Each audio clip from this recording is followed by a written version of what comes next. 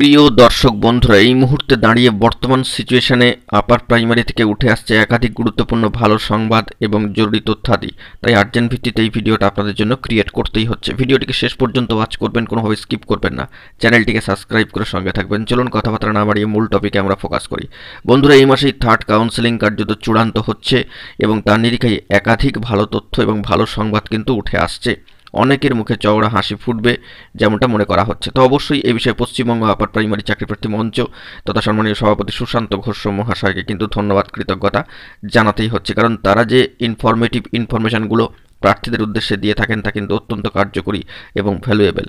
অবশ্যই এই বিষয়ে গুরুত্বপূর্ণ আপডেট কি উঠে এসেছে তা আপনাদের মাঝখানে তুলে ধরবার জন্য চেষ্টা করছি। ভিডিওটিকে স্কিপ করবেন না, শেষ পর্যন্ত ওয়াচ করবেন, চ্যানেলটিকে সাবস্ক্রাইব করে সঙ্গে থাকবেন। চলুন কথাবার্তা না বাড়িয়ে মূল টপিকে ফোকাস করি। বন্ধুরা, এই চলতি মাসে অর্থাৎ জানুয়ারিতেই কিন্তু চূড়ান্ত হচ্ছে থার্ড কাউন্সেলিংয়ের বিষয়টি এবং নিশ্চিত সম্পন্ন হবে এই থার্ড কাউন্সেলিং। হয়তো বেশি সময় লাগবে না, 2 থেকে 3টে দিনের ব্যাপার। তো আনুমানিক এখন কিছু বলা যাচ্ছে না, তবে সংখ্যাটা কিন্তু প্রায় 1500 জন প্রার্থীর ডাক পাওয়ার একটা পরিসংখ্যান নিশ্চিত হচ্ছে, অর্থাৎ 1500-র কাছাকাছি আনুমানিক সম্ভাব্য।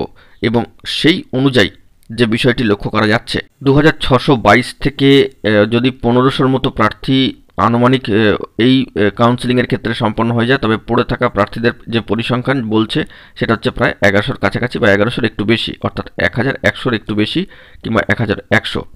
তো সেই দিক থেকে নন জয়নিং পদ নিয়ে ভালো একটা খবর উঠে এসেছে। নন জয়নিং পদ কার্যত 400-র কাছাকাছি পৌঁছে যেতে পারে এবং সেটা কিন্তু 400 থেকে 500 হয়ে যেতে পারে, যেমনটা কিন্তু পশ্চিমবঙ্গ আপার প্রাইমারি চাকরিপ্রার্থী মঞ্চের সম্মানীয় সভাপতি বার্তা দিচ্ছেন। তবে কিছু ক্ষেত্রে এর বিষয়টা নিয়ে কিন্তু দ্বিমত রয়েছে। All Bengal upper primary teachers অ্যাসোসিয়েশনের তরফ থেকে আবার অন্য তথ্য কিন্তু উঠে এসেছে। তো যাই হোক না কেন, নন জয়নিং পদ নিয়ে কার্যত কিন্তু একটা সুখবর থাকছে। এবং এই বিষয়ে জানিয়ে রাখার দরকার যে আপাতত জয়নিং সম্পর্কিত সমস্যা সমাধান, জেনারেল করিজেন্ডাম 106টি এবং অল্টারনেটিভ ভ্যাকেন্সি 27+21 এবং আরও 19টি অ্যাপ্রুভাল কিন্তু হয়েছে। রোস্টার পয়েন্ট নিয়ে যাবতীয় যে বিবিধ সমস্যা ছিল সেগুলো সমাধানের ক্ষেত্রে করিজেন্ডাম কার্যকর হবে এবং যাবতীয় বিষয়াদি নিয়ে কিন্তু ভালো খবর উঠে আসবে, নোটিফিকেশান হবে অবশ্যই West Bengal central school service কমিশনের অফিসিয়াল সাইটে। তো এই বিষয়ে আমরা বরাবরই আপনাদেরকে জানিয়েছি, পশ্চিমবঙ্গ আপার প্রাইমারি চাকরিপ্রার্থী মঞ্চের গুরুত্বপূর্ণ সদস্যরা কিন্তু West Bengal central school service কমিশনের সাথে কমিউনিকেট করেন, সম্মানীয় চেয়ারম্যান সাহেবের সাথে তারা সাক্ষাৎকার করেন, বৈঠক সম্পন্ন করেন এবং নানা ধরনের ফলপ্রসূ আপডেট কিন্তু উঠে আসে, পজিটিভ বার্তা। তো এই মুহূর্তে দাঁড়িয়ে এই সব ক্ষেত্রেও কিন্তু দারুণ ভালো তথ্য এবং দারুণ ভালো সংবাদ উঠে আসলো। অবশ্যই মঞ্চকে এবং সম্মানীয় সভাপতি সুশান্ত ঘোষ মহাশয়কে ধন্যবাদ, কৃতজ্ঞতা জানাতেই হচ্ছে।